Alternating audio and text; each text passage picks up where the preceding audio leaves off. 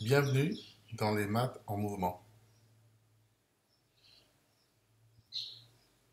Aujourd'hui, dans la séquence numéro 7, nous parlerons de probabilité et de calcul de probabilité. Voyons l'activité d'introduction.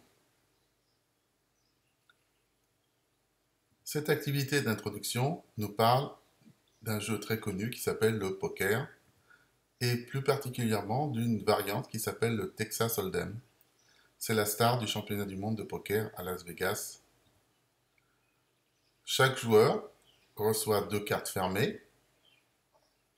Ces cartes sont dites fermées parce qu'elles ne sont visibles que par le joueur qui les possède. Ensuite, il y a 5 cartes ouvertes qui sont déposées au milieu du tapis. Elles sont dites ouvertes parce qu'elles sont visibles par tous. En bas, nous voyons 2 cartes fermées qui ne sont visibles que par le joueur. Et au milieu du tapis, nous voyons les 5 cartes ouvertes qui sont visibles par tout le monde.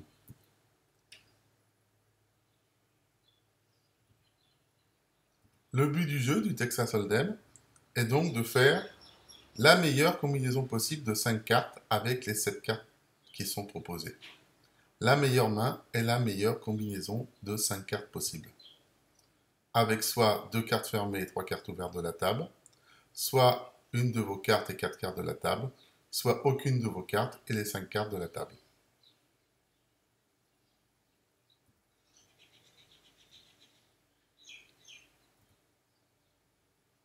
Voyons voir maintenant quelles sont les meilleures combinaisons possibles au poker.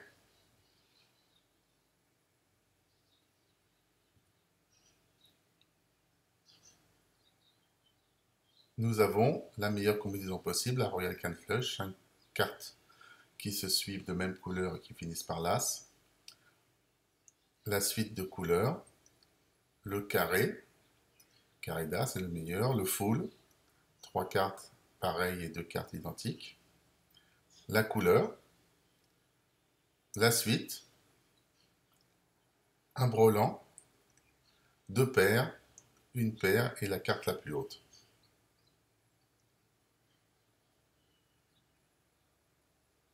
Connaître les probabilités au poker, c'est un bon moyen d'évaluer ses mains et leur potentiel et ainsi de savoir si le coup vaut la peine d'être payé ou pas. Au début, vous recevez 2 cartes parmi les 52 cartes. Combien y a-t-il de combinaisons possibles?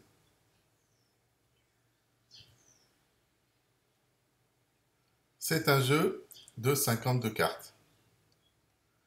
Donc pour la première carte, on a 52 possibilités. Et pour la deuxième carte, il ne nous reste plus que 51 possibilités. Donc a priori, au total, 52 fois 51 égale 2652 possibilités. Mais comme une paire de type roi de cœur, dame de pique, c'est la même paire que la paire dame de pique, roi de cœur, il faut donc diviser ce nombre de possibilités par 2.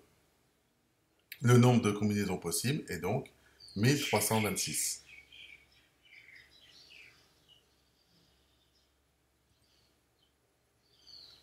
Quelle est alors la probabilité, par exemple, d'obtenir une paire? Prenons pour exemple le roi. Les combinaisons possibles sont alors roi de cœur, roi de pique, roi de pique, roi de trèfle, roi de cœur, roi de trèfle, roi de pique, roi de carreau, roi de cœur, roi de carreau, roi de trèfle, roi de carreau. Il existe donc 6 combinaisons possibles pour la carte roi. Comme il y a 13 cartes différentes dans un jeu de 52, alors le nombre total de paires est 6 fois 13, c'est-à-dire 78 paires. La probabilité d'obtenir une paire est donc 78 sur 1326, c'est-à-dire à peu près 5,8%. Quelle est maintenant la probabilité d'obtenir une paire d'As? Comme pour l'exemple du roi, les combinaisons possibles sont As de cœur, As de pique, As de pique, As de trèfle, As de cœur, As de trèfle, As de pique, As de carreau, As de cœur, As de carreau, As de trèfle, As de carreau. Il existe donc 6 combinaisons différentes pour la carte As. La probabilité d'obtenir une paire d'As est donc de 6 divisé par 1326, c'est-à-dire à peu près 0,45%. Maintenant, nous allons analyser un duel à la télévision au moment de ce qu'on appelle la river, la dernière carte à jouer. Le pourcentage des victoires des deux joueurs sont affichés. Joueur 1, le gain 65,91%, la perte 34,09%. Le joueur 2, le gain 34,09% et perte 65,91%. Retrouvons par le calcul les probabilités affichées en pourcentage. Il reste dans le jeu 40 cartes possibles. Pour l'instant, le joueur 1, avec sa couleur, l'emporte sur le brelan d'As du joueur 2.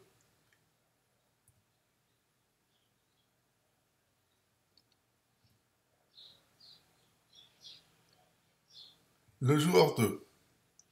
Le carré et le fou gagnent sur la couleur. Donc, si l'As de cœur, ou un 8, ou un 9, ou un 2 sort, alors la victoire du joueur 2 s'avère possible. Il y a donc 10 possibilités. Une couleur avec la carte la plus haute gagne sur une autre couleur. Donc, si 3 de trèfle, 4 de trèfle, 5 de trèfle, 6 de trèfle, 3 de trèfle sort, alors le joueur 2 gagne encore. Donc encore 5 possibilités. Donc en tout, il y a 15 possibilités sur 44 possibles que le joueur 2 gagne. Donc 15 sur 44, c'est à peu près égal à 34,09%. Dans tous les autres cas, c'est le joueur 1 qui gagne. Donc 100% moins 34,09%. Le joueur 1 a donc 65,91% de possibilité de gagner. Voyons voir maintenant la partie du cours.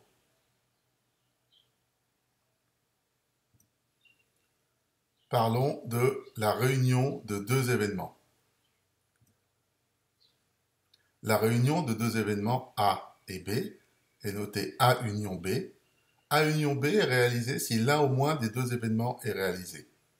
Dans ce cas, la probabilité de A union B, c'est la probabilité de A plus la probabilité de B. Exemple,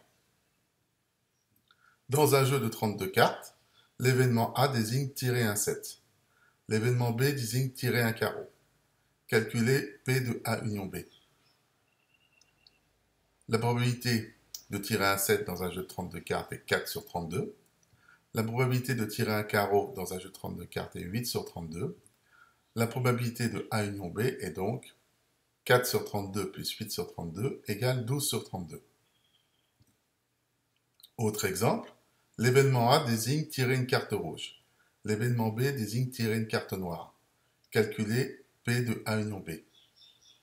La probabilité de tirer une carte rouge est 16 sur 32. La probabilité de désigner une carte noire est 16 sur 32.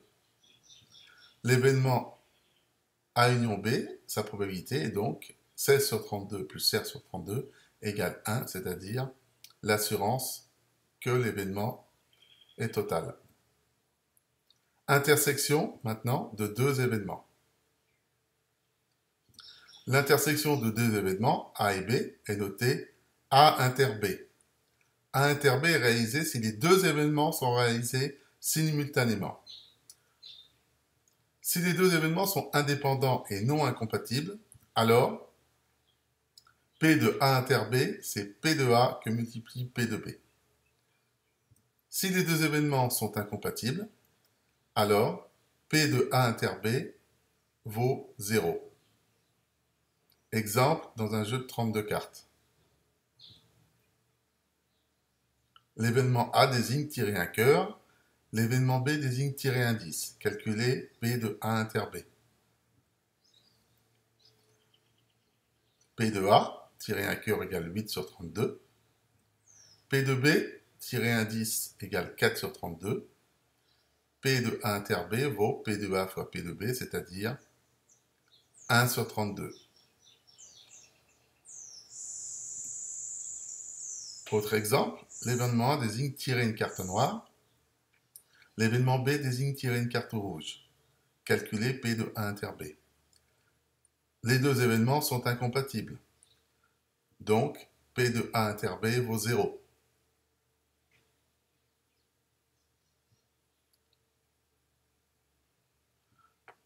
Troisièmement, voyons voir probabilité d'événements contraires. Si A est un événement, A bar est son événement contraire. On a alors probabilité de A bar égale 1 moins probabilité de A. Exemple, dans un jeu de 32 cartes, l'événement A désigne tirer un pic. Calculez P de A bar. La probabilité de A est donc 8 sur 32. La probabilité de A bar est donc 1 moins P de A, c'est-à-dire 1 moins 8 sur 32, ce qui fait 24 sur 32. Autre exemple, l'événement A désigne tirer un valet. Calculez P de A bar. P de A vaut 4 sur 32.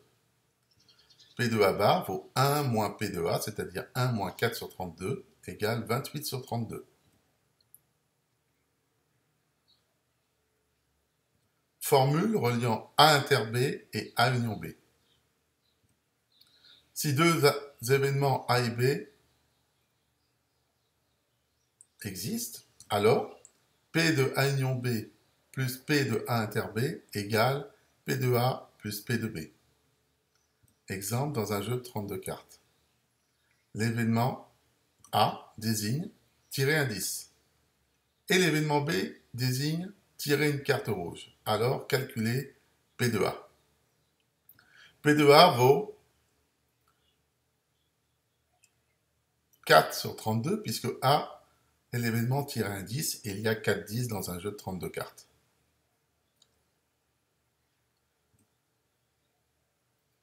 P de B est l'événement tirer une carte rouge. Il y a 16 cartes rouges dans un jeu de 32 cartes. Donc P de B vaut 16 sur 32. P de A union B. Il faut définir cet événement A union B. A union B est l'événement qui se réalise. Il y a 4 10 dans le jeu, mais le 10 qui est tiré peut être rouge. Il ne restera alors que 14 cartes rouges. L'événement A union B, c'est donc 4 sur 32 plus 14 sur 32.